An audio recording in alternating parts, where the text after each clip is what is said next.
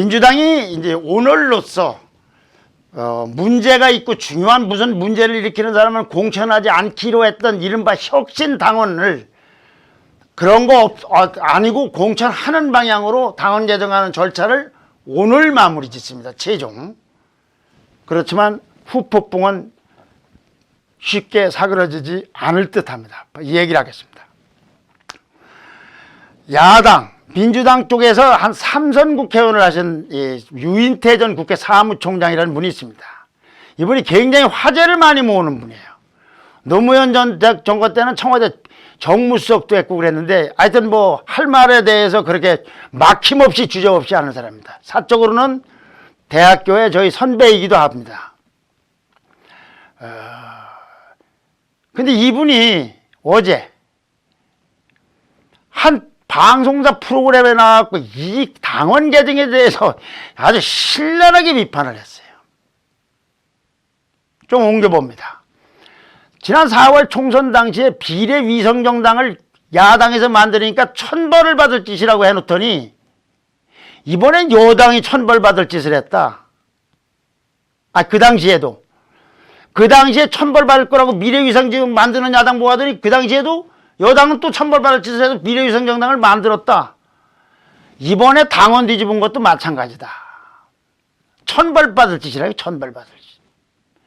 그리고 그 문제의 당원, 공천하지 않는다는 당원, 이 당원이 2015년 당시에 만들어졌는데 나도 그때 현역이었는데 그 후에 이분이 공천 탈락됐어요. 2016년도에. 그래서 불출마했고 나중에 이따가 국회 사무총장도 하고 그랬는데 그 당시에 별 얘기 없었다. 아무도.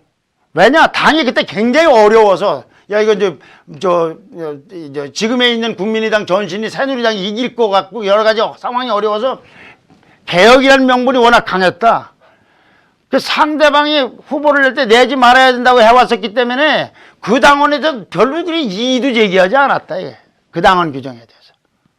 그래 아무 이의도 없이 일종의 당으로서의 헌법, 당헌을 정해놓고서 단 한 번도 집행, 시행을 하지 않고 저렇게 뒤집는 건 너무 명분없는 짓이다.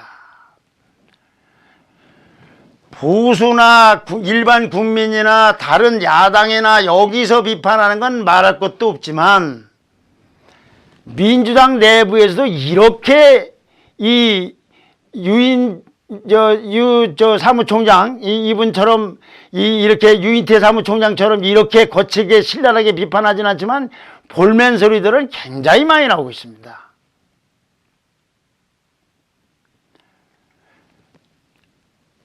그래서 어제도 말씀드렸지만은 이번에 당원 개정이 결국은 내년 4월에 재보선하고 그 다음에 대통령 선거 그 후에 대통령 선거에 영향을 미칠 가능성이 커졌습니다. 이 자체가 야, 이 사람들 너무하는구나. 이런 유권자들에게 그런 의식을 심어줄 가능성이 굉장히 많아요. 물론 다른 것도 있죠. 추미애 장관의 무엇도 있고 무엇도 있지만 야 이건 뭐 이렇구나. 왜 그러냐. 이제부터 말씀드리는 일 때문에 더 유권자들에게 보기에는 적어도 중도층이나 무당층에 그럴 거다. 당장 서울시장 선거만 해도 서울시가 이 무당층하고 부동층이 전국 평균을 상회합니다. 아마도 골수 여당 지지자들은 이렇게 이상 더위를 해도 민주당을 지지할 것이고 골수 야당 지지자들은 저 짓을 안 해, 저렇게는 안 해도 국민의힘이나 야당을 지지할 겁니다. 그러나 중도층하고 무당파, 여기서는 이런 걸 보고서 의사결정하는 한 요소가 될 걸로 봅니다. 더군다나 그 보도다 키우는 후폭풍 때문에 그렇습니다. 자, 아까 얘기한 유인태 총장이 아까 그 방송 연설에서 진행자가 묻기를 이낙연 대표는 도대체 이런 결정을 왜 했다고 생각하십니까? 라고 물으니까 참 묘한 대답을 했어요. 아마 이낙연 대표는 당원들이 결정했다고 그럴 거요. 자기가 아니라고. 자기가 했다고 안 하고. 이 대목이 굉장히 중요한 대목이에요. 이낙연 대표는 왜 그러냐고 물을 때 이낙연 대표는 아마 그건 당에서 결정하고 당원이 결정하고 내가 결정한 게 아니라고 했을 거라는 것이 제 주장이 아니고 유인태 야당에서 삼선했던 정치 원로급에 가까운 유인태 전 사무총장의 얘기입니다. 그런데 청와대 관계자가 기자들이 질문해 2015년도에 문재인 대통령, 그 당시 이제 대표 시절이죠. 민주당에. 만든 당원이 개정됐을 때, 그걸 그때 개정했는데, 그 당원이, 제정됐는데, 그 당원이 지금 개정이 됐어요. 안 하는 걸로. 그러니까 혁신안으로 보면 반혁신적이나 혁신이 후퇴됐는데, 문 대통령께서는 여기에 대해서 언급이 없으십니까? 이걸 주도했던 분이니까. 자, 절묘한 답변입니다. 공천은 당에서 결정하는 거니까 청와대가 언급할 이유가 없다.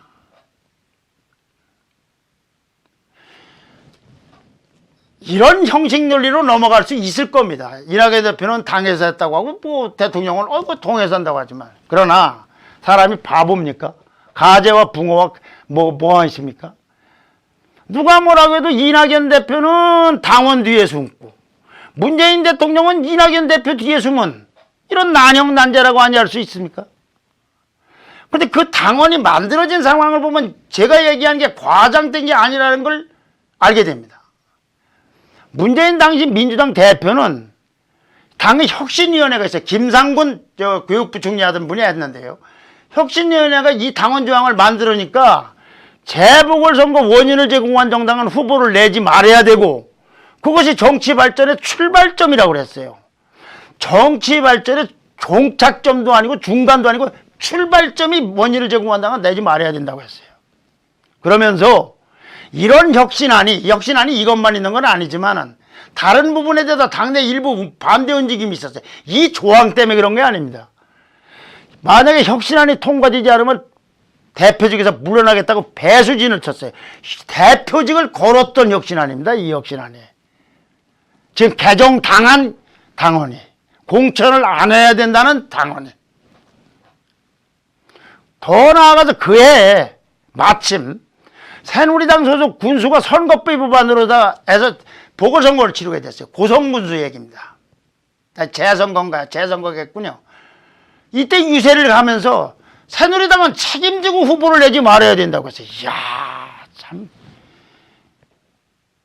근데 이제 와서 그건 당에서 결정하는 거니까 할 말 없다. 이건. 민주당은 그러니까 이 문재인 대통령이 침묵하고 있는 걸 어떻게든지 이렇게 좀 보호하려고.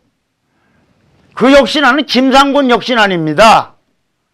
김상곤이라는 사람이 혁신위원장을 한 건 맞지만, 어떻게 그 당시 유력한 대통령 후보, 대통령의 대권 주자로, 그 당시 대통령이 당선될 거는 몰랐겠지만, 주자인 이 문 대통령의 의사가 반영됐다고 봐야지, 이걸 문 대통령하고 아무 관련 없는 이제 와서 김상곤 혁신안이라고 하는 것이, 이게 기자들이 기사를 쓸 때는 모르지만 내용적으로 어떻게 이게 문재인 혁신안이지 김상곤 혁신안입니까? 또 설령 그렇다 하더라도 이제 와서 그걸 얘기할 수 있습니까? 신동근 최고위원, 요즘에 언론에 가끔 나오는 분이죠. 오늘 당회의에서 재보선에다가 후보를 내지 못하게 한 당원 규정은 투표권을 막는 과잉금지 조치다라고 했어요. 아니 그럼 그 당시 당원 만들 때는 왜 이걸 혁신안이라고 했습니까? 그리고 왜 남의 당, 즉 새누리당의 지방 고성군수 재선거에 가서는 왜 후보를 내지 말라고 그랬어요? 유권자의 투표권을 막는 과잉금지라고 했으면 도대체 앞뒤가 안 맞는 소리를 하고 있어요.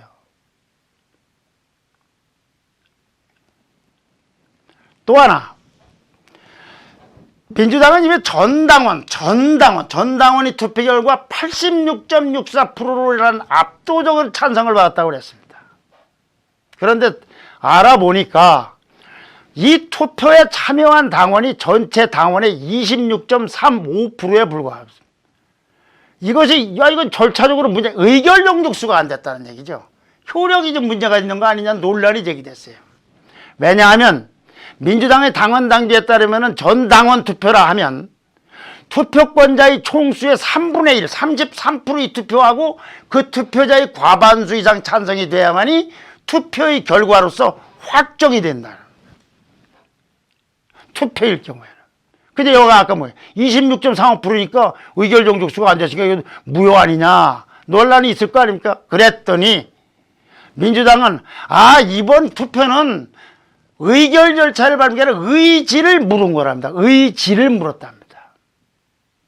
그런데 이낙연 대표는 그 29일 날 이런 당원 개정 작업을 한 날 전당원 투표에 붙이겠다고 방침을 밝혔었어요. 자, 그럼 우리 여기서 이런 문제가 나옵니다. 투표. 여러분들이 왜 어느 회의에 가서 야, 당신 의견은 뭐야? 당신 의견은 뭐야? 하다가 의견이 있으면 자, 표결해. 그러면 손을 들던지 해서 심지어는 뭐 놀러 가는 날짜를 정할 수도 있고 짜장면 먹을 거냐, 짬뽕 먹을 거냐도 그렇게 정할 수가 있어요. 그거는 투표입니다. 의사를 결정하는. 그런데 의견이 뭐야? 이렇게 묻는 건 의견을 묻는. 아까 얘기처럼 이거는 의지를 묻거나 의견을 수렴하는 거예요. 의견을 수렴하는 건 결정력이 없죠. 투표는 결정력이 있는 것이고. 그렇지 않습니까? 어디나. 그냥 말하는 거하고 투표 행위를 하고 OX를 하고 선택하는 거 어떻게 같습니까? 그런데 아까 이낙연 대표가 이렇게 얘기했다고 했지 않습니까? 전당원 투표해 붙이겠다. 투표라고 하면은 이건 문제가 돼 있어요. 그러니까 이렇게 바뀌어나가고 있어요. 이게 투표가 아닐 경우에 당원 투표는 별 의미가 없습니다. 중앙위원회에서 결결하면 되기 때문에. 그런데 설명을 기가 막히게 하고 있어요. 이낙연 대표가 얘기한 당원 투표라고 했던 그 표현은 상징적 의미를 설명할 뿐이지. 이야, 참 대단해. 대단합니다. 우리가 국민 투표를 하는 걸 때는 국민 투표로 개헌안이나 뭘 한다. 그거는 국가의 의사를 결정하는 것이고, 여론조사는 그냥 의견을 조사하는 거예요. 수렴하는 거예요. 청와대 예를 들면 청원에 몇백만 명이 해도 그건 의견 결정사항이 아닙니다. 의견을 낸 것이지. 당연히 저와 같은 생각을 하지 않는다 하더라도 야당에서야 더 한 수 더 나가서 투표 요건을 투표라는 걸이라고 했을 때 성립 요건을 못 갖췄으니까 이건 4.4.5의 개헌 아니냐. 이승만 대통령 때 있었던 4.4.5의 반올림에서 통과시켰다는 거예요. 정의당, 요즘 정의당은 완전히 민주당하고 이중대로 이미지 벗어난 것 같아요. 국민의힘 못지않게 비판을 해요. 책임 정치한다는 거, 공천을 안 든다는 거, 그걸 폐기 처분하더니 가만히 보니까 절차적 정당성마저 폐기 처분한 것 같다라고 비판했어요. 그런데 이와 같은 절차적인 논의는 표결이 아니고 의결이라고 하면 중앙에서 오늘 아마 지금쯤 통과됐을지 모르겠어요. 오후에 할든지. 그러니까 그거는 법적인 논란이 있지만 명백하게 뭐 거기에 뭐 당원 중에 소송을 걸 사람도 없고 하면 이걸 막 넘어갈는지 모르겠는데 정치적으로 의미가 있는 건 지금부터 말씀드리는 겁니다. 이 86% 찬성입니다. 이 86%가 누구냐? 26.35%의 86%. 이게 누구냐? 대부분 친문, 열성 당원들로다가 추측된다고 합니다. 그럼 이들의 의견이 전체 당원의 의견이냐는 논란이 있을 수가 있어요. 86%라는 찬성에 실제로 열성 당원이 이 사람들은 약 한 18만 명 정도가 되는데 현재의 당원이라 볼 때 이거는 민주당에서 권리당원들이 가장 그 핵심적인 당원인데 그 80만 명 중에서 약 22%가 된답니다. 이분들이 코어예요, 코어.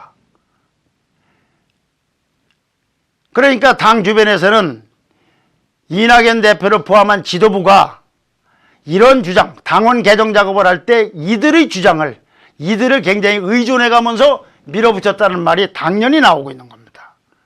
그러나 민주당 특히 이낙연의 이렇게 얽힌 관계의 딜레마가 앞으로도 지속될 겁니다. 어제 이낙연을 친문 아바타라고 하면서 어쩌고저쩌고 방송했던 이유가 거기 있고 오늘은 결론은 그의 연장선상에 있는 겁니다. 키워드를 정리하겠습니다. 유인태, 민주당의 원로인데 이런 짓을 하면 천벌을 받을 짓이다. 이걸 주도했던 혁신안으로 당원을 했던 문재인 대통령은 침묵을 지키고 공천은 당에서 알아서 할 일이라고 한다.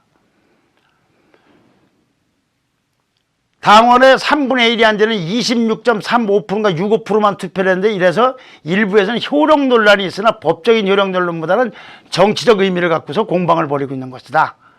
찬성 86%는 뭐 26% 투표의 86%. 이거는 친문 열성당원이고 이건 두고두고 이낙연 대표에게 부담이 될 가능성이 있다. 를 말씀드립니다.